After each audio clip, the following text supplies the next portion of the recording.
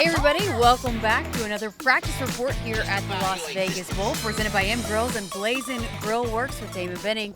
I'm Jessica Cootie, going to talk some running backs and offensive line today. Obviously, two big storylines going into this one.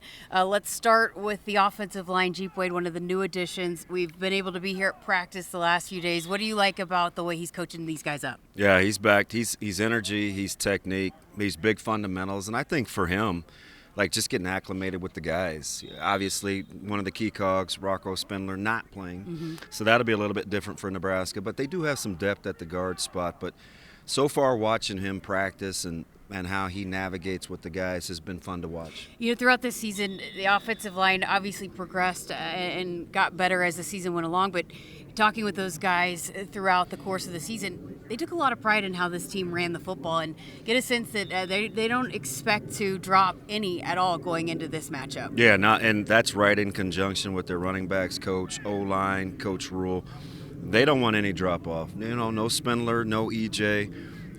Still the standard. They want to be the standard, and that's a team that ran the ball really, really well in the Big Ten and on the national level too when you look at them statistically. So if they still want to be able to do that come game time, it's got to start up front. Well, with Utah, a team that has given up some yards on the ground. We were joking with Emmett Johnson before this when he felt like he might have had a big day if he was able to play against Utah. But what does that matchup look like? What is it that Utah, the defense, does that allows for teams to have some success on the ground? Yeah, so you know they haven't won on first down. When you get behind the sticks defensively, it's the same as offensively. It's going to be a disadvantage, and so I think for them, they just haven't been able to shut down yards per carry on first down, and they haven't been able to get off the field on third down.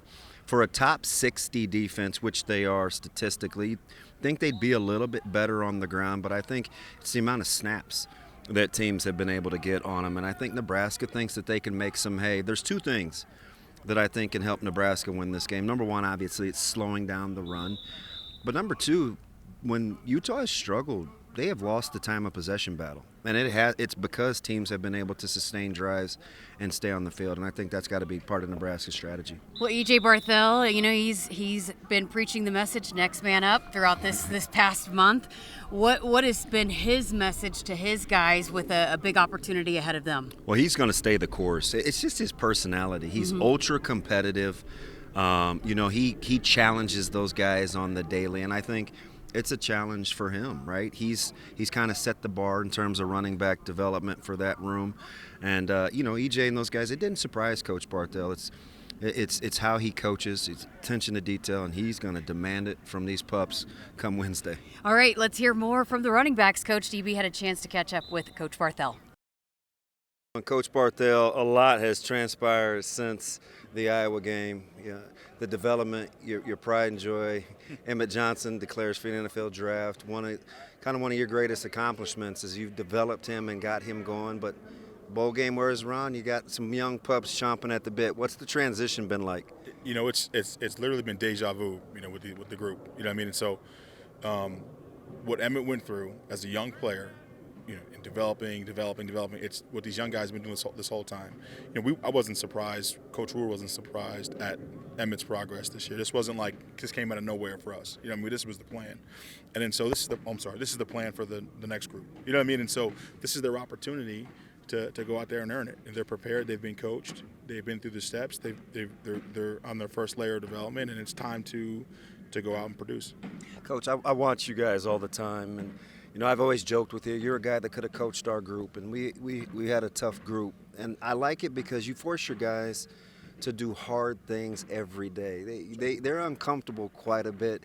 It's not by accident that they run with that kind of passion the way that they do. Well, to me, you know, when Coach Rule called me about coming to Nebraska, I knew what that meant, taking this job. I knew what the run game, what the running back position means here. You know, and it's been a vision, you know, since I've been here. It wasn't just something I walked into, right? And so I think coming here and taking that responsibility of bringing the run game back to pride, bringing the run game back to the Big Ten, the top of the Big Ten, top of the nation, I know that's what this fan base wants. That's what this university wants, and that's what this job entails. You know what I mean? And so that's day by day, rep by rep. We have to chase greatness. You know what I mean? That's the reality. We cannot practice any other way. That's how we have to practice. That's how we have to live our life in the room. What are you looking forward to? You've got Ike, you've got Mackay, you've got Kenneth, you've got Ives, you've got a stable. They look hungry. They're competitive. Right. How are you sifting through it? That's right. I have to instigate them in the meeting. So when we watch each other's reps, I'll tell, hey, Mackay, how does Ike look in this rep? Hey, Ike, how does Quentin look in this rep? And so I keep them sharp. It's funny because you can watch them defend each other, and then I'll call them out when I catch that. I'll be, hey, oh, so you guys are just being little brothers here, helping each other. Okay, so I'll be the truth teller. You know what I mean? So it's been pretty fun. Keeping them competitive and then watching them come out here and compete. And they're pushing each other, but also staying hungry because they want to outdo one another. And they all have different roles. They all have different gifts and different specialties. It's my job to develop their strengths and their weaknesses. And so we got a good group, and I'm pretty excited to see what we do in the bowl game. Yeah, get you out on this one. The standard is the standard, right? Among the tops in the conference in rushing the football, in the country in rushing the football. You don't expect it. I know your personality. You're not expecting any drop-offs no matter who's running the football. Do those guys understand that too? That was the first meeting we had when Emmett wasn't in the running back meeting. That was the first thing that came out of my mouth was, we're not going backwards. We are not going backwards, and we have a goal, and we want to stay at the top of the nation. That's the reality, and that's how we're going to practice, and that's how we're going to play. All right, so good stuff there with E.J. Barthell. No Emmett Johnson. It's been well documented what he did this season. Big Ten running back of the year, over 1,400 yards. The list goes on and on, All-American. Is it concerning at all that, the two guys that they're going to rely on heavily have 15 and 19 snaps respectively? Yeah, I think fresh legs may help. And they're hungry. These guys are so competitive. You've watched them during the course of the season. Iron sharpens iron. EJ was obviously the bell cow in that room, but those guys didn't want to take a back seat. I mean, Ike and those guys, they joked in the offseason that they were capable of taking Emmett's job given the opportunity. Well, now they've got their opportunity. All right, let's talk about each of them specifically. Mackay Nelson, he's a guy that's been very involved, even though he might not have had as many carries, because he's a big key to the special teams and is a great teammate. He's fired up. He's got the juice over there on the sideline. But specifically his running style, what is it about him that he could maybe have a big day against Utah? So he's the slasher between, if we're going to just talk Ike and Mackay, he's probably the slasher of the two. He doesn't take a lot of good shots. He's a hard runner for just a 200-pounder. He doesn't look that big, but he runs behind his pads, and he's a home run waiting to happen. He's probably the more explosive of the two and probably the explosive of the bunch, which is saying something considering K-Dub is in that room too, and we've seen what he can do as a kick returner. But I think with Mackay, it's about his explosiveness and getting into the open field. All right, and Isaiah Mosey, a guy they've been excited about since they signed him about this time a year ago, but certainly a playmaker on the field. What do you like about his running style? Really high football IQ. He understands the little intricacies of the offense. He's been in a lot of their two-back personnel packages all year, which means he has good command of the offense. He's got really good balance, and he's probably better quickness than straight-ahead long speed.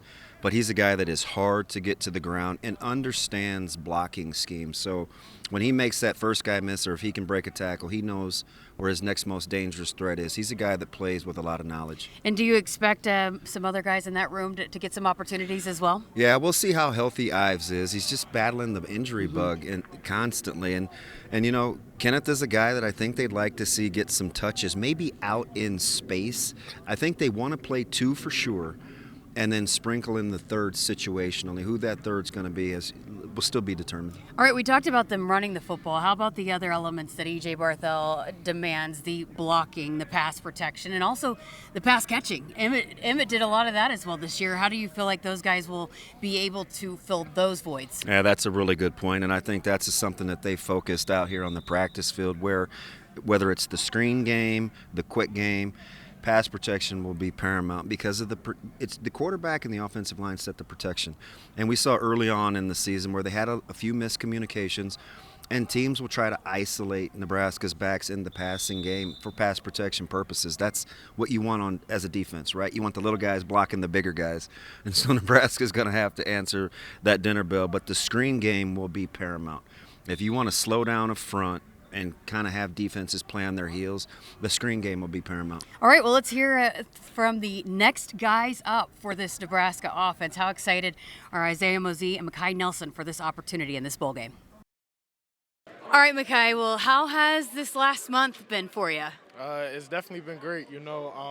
Definitely losing Emmett, it definitely gave us a great opportunity to go out and show the coaches, what we've been able to do this whole year, And then it's great coming out here in Vegas, experience is great, but I'm a little young, so I can't really do nothing. But, just coming out here with my guys, being able to work in another state, and have another opportunity to show what we could do, it's definitely great.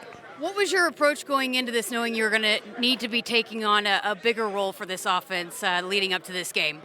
Definitely just maturing my brain and getting my brain into the mindset of actually knowing I'm going into this game, not having Emmett to lean on or if something bad happens, have Emmett there right in my corner. So it's I just feel as though there's no room for error, there's no room for mistakes. Everything has to be great. Our assignments, our alignments, our read keys, even in pass protection, everything just has to be perfect. Knowing that it's really just me out there and the other guys like Ike and Quentin. How ready do you feel for this opportunity? Oh, I was born ready. I've been playing this game my whole life. I've been playing it since I was 5. So I'm definitely ready. I'm definitely ready to show the world what I could do. And when you were not, always getting the opportunities in the backfield, you were a big part of the special teams. Why has that been important for you to make an impact in any way you can?